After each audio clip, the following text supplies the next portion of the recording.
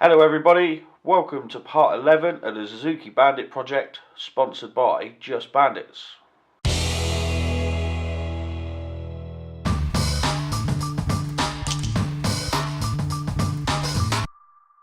So, this week I'm going to replace the rear caliper as it's got a bolt where the bleed nipple should be, and I'm also going to replace the standard rubber hose that's probably been on there from new with a Van Hill braided brake line. I've also got some Pewterline .4 brake fluid to bleed it all up with afterwards. So, time to get cracking. So, I'm going to take the caliper off now. I've got my spanners. Going to crack on.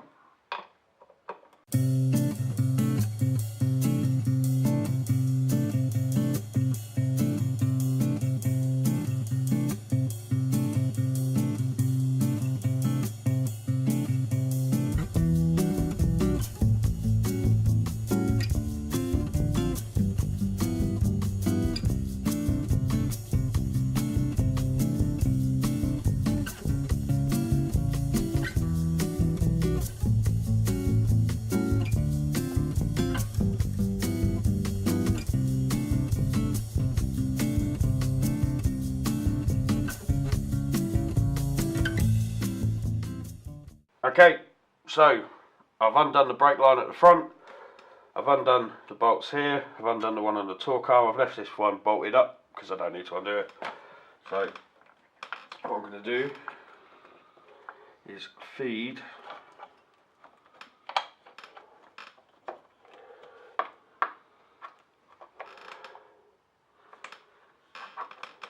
the brake line through. Just like that. And now it's time to take this caliper off. So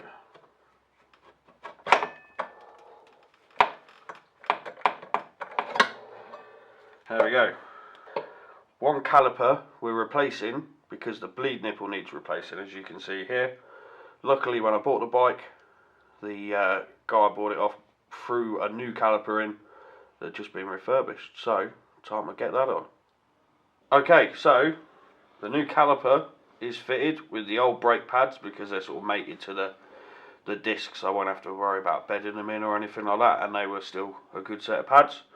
So all I need to do now is put the brake line on, bolt it all up tight, and then it's time to bleed the brakes, which I know some people hate, some people love, although I've never heard many people say they love it. But I've got quite an interesting tip to show you, or a way I do it that works really well. So let me crack on and get the brake line fitted. Okay, so caliper is on, my new Van Hill braided brake line is on. It's all bolted up, it's all been nipped up tight to how it should be.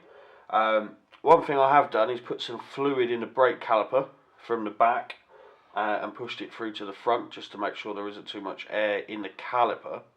But the brake line is completely empty, and the reservoir pot is completely empty. There's still a little bit of fluid in the master cylinder, but there's not much. So what I'm going to do is show you my way of bleeding the brakes up, and it's normally fairly quick, pretty easy. So I'll crack on with this. This is my squeezy bottle. It's actually the fuel bottle from a remote control car, but what I'm going to do is fill the tube up really gently, like that, and get all the air out, he says.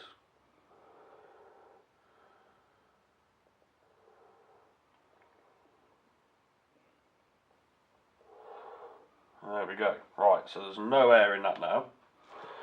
And then what I'm going to do, I'm going to crack off that bleed nipple.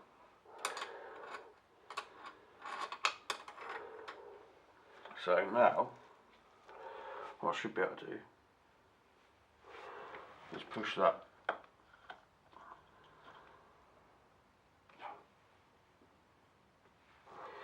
and then we should eventually start getting some fluid through. So all I need to do is keep squeezing, and then it will start filling the master cylinder up. It'll pull all the air out with it, and then in theory it should be bled up. We shouldn't have too much air in there, so bear with me because this does take a couple of minutes. Okay, so I've used this bottle to push the fluid and any air that's in the line, which there should have been lots because there was no fluid in there. I've pushed it all the way up to the top, and it's topped the master cylinder up. You've had a couple of air bubbles come out, so it's all done. And now I've got a lovely firm lever, and it stops the back wheel from turning, which is just what I need. So, not the most entertaining or spectacular one, but we're all done for part 11 of the Suzuki Bandit project, sponsored by Just Bandits. So I'm hoping next week I might actually get around to balancing the carbs. That's my main hope. So I'm going to put the panels back on, I'm going to take it out for a ride, and I'll see you all later.